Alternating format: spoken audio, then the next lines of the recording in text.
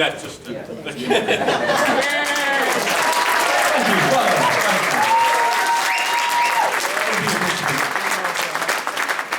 Now, unfortunately, I'm not really quite sure how I followed that speech, to be fair, mate. That was quite a spectacular thing. I'm not bored or texting, by the way. My speech is written on my phone, which is amazing. Put your digit in, yeah. Yeah, I will teach it. So, when I sat down to write my speech, it became apparent very quickly that although I like to have a laugh, I like to have a joke, enjoy telling stories and things like that, but it became very quickly apparent that I'm not very good at writing gags as such. So I was a little bit worried about how I was going to do this speech, because I wanted to do obviously something funny, I wanted to do you proud. So I thought I need to do this in at least a way that I can do it, something which is going to be something that I would do. And being a creative type, what we do in our job, working in radio, apparently, thank you, what we do in our job, right, you know, being creative, making radio, making production, writing scripts, I thought I'd do a bit of creative writing. So what I've done is written you a little story. So if everyone's ready, I'll begin. This is called The Sordid Story of Nobby Newby.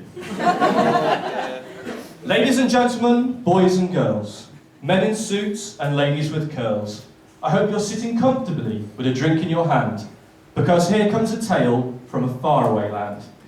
It's 2005 and we're in Bristol town, a beautiful city from the bridge to the downs. This is the place a man named Richard I met. Though in all fairness, I did not know that fact yet.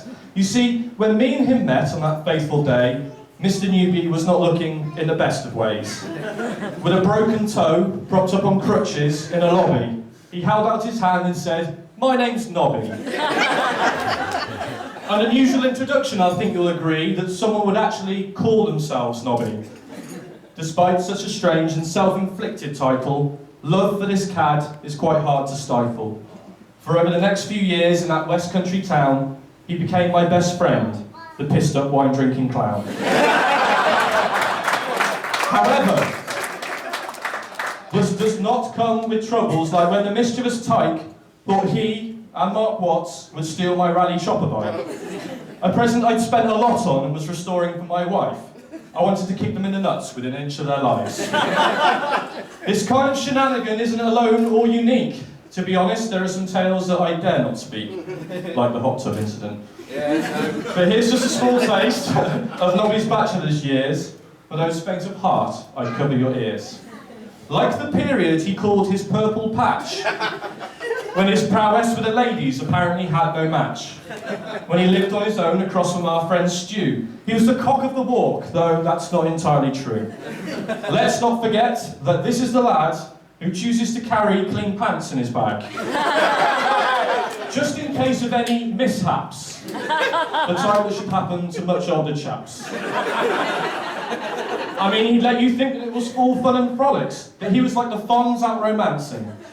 But, in fact, I can tell you all now, in that flat, we've shared a bottle of wine under a duvet, watching Strictly Come Dancing.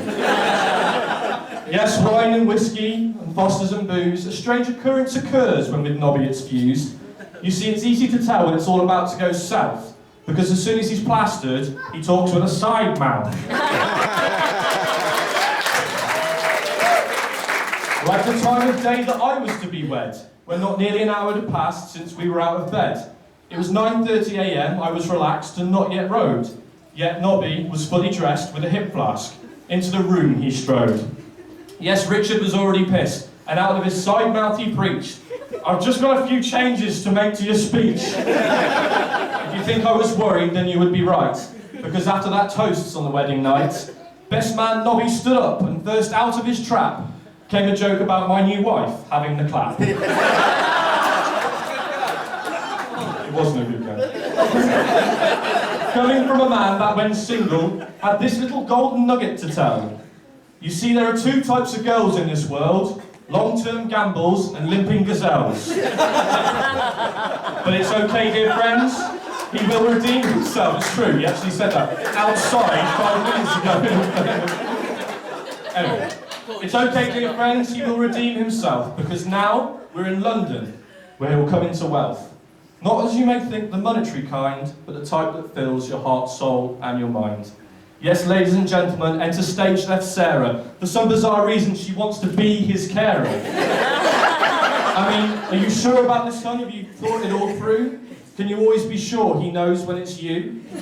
Now, this may sound quite cryptic, so I'll just fill you in of one last story that could only happen to him. The time that in Hungary, when Newby could have ended up in prison for something quite wrong. You see, the boys were walking inside the hotel where there his eyes they did fall upon the bent over behind of his girl, his Sarah. But between us, this girl wasn't Sarah at all. Now, being the type of man that he is, the following greeting to his spouse he could not pass. So he raised up a firm and cupped hand and smacked this poor stranger's arse. Now, I have to be honest, I wish I'd been there. I wish that I'd seen his poor face, as a very angry Hungarian who he thought was Sarah very nearly blinded him with mace.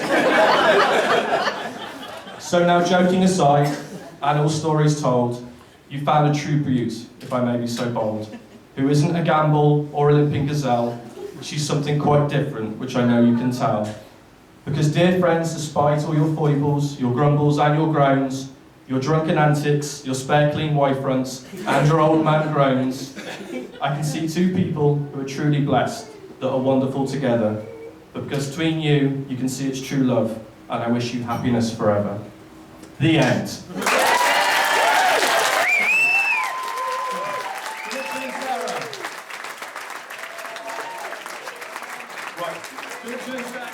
Very quickly, I was asked to please tell, we now will take our drinks and have a wander outside so the beautiful staff can take this to the room and turn it around to another dance later. So Richard and Sarah!